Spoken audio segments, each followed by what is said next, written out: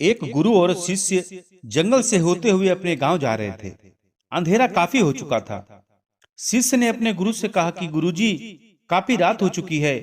अगर आप कहें तो आज की रात यहीं आसपास के किसी गांव में गुजार लें। गुरु जी ने अपना सर हिलाया और वह आसपास के गांव में एक छोटे से घर के पास जाकर रुक गए। अब जैसे ही वहां गए तो गुरु जी के शिष्य ने दरवाजा खटखटाया।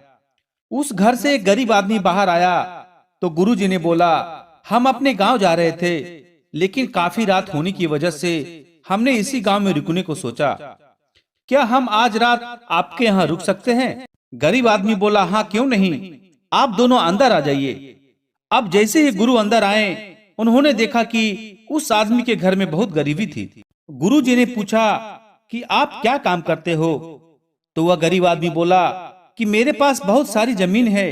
तो गुरुजी ने बोला, अगर तुम्हारे पास बहुत सारी जमीन है तो इस तरह क्यों रह रहे हो? तब वो आदमी बोलता है कि यह जमीन किसी काम की नहीं है। गांव वाले बोलते हैं कि यह बंजर जमीन है, यहाँ पर कुछ भी नहीं उगाई जा सकती और यहाँ फसल उगाना बहुत बड़ी बेवकूफी है। गुरुजी ने बोला कि तुम्हारा गुजारा कैसे होता है?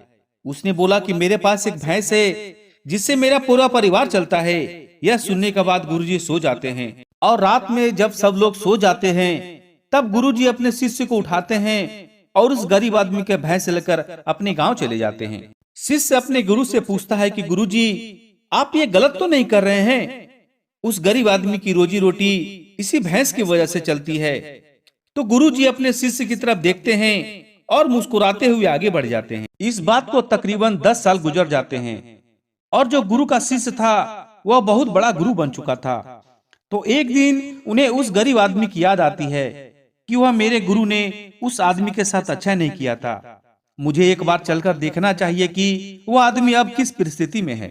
वह शिष्य उस गांव की तरफ जाता है और वहां जैसे ही पहुंचता है तो देखता है कि जहां पर उस गरीब आदमी का झोपड़ा था वहां पर एक बड़ा सा आलीशान महल बन चुका था और उस झोपड़ी के बाहर जो बंजर जमीन थी उस पर फल और फूलों के बगीचे थे।